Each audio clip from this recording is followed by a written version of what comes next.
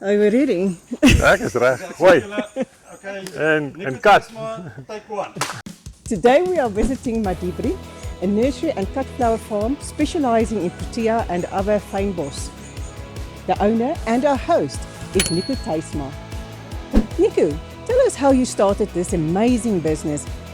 In the beginning it was just the cut flowers, but we have drifted more towards propagating fynbos and proteas for the cut flower market, for the farmers, and also for nurseries, and also for some exports of the small plants, yes.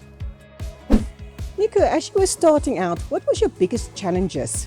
Yes, I was very young, so everything was new. So I think surviving with a wife and child and work, that was probably the challenges. If you plan on to grow proteas as a cut flower, I would say the most important thing is, before you start with your venture, is to know who will be your customer, who will buy your flowers.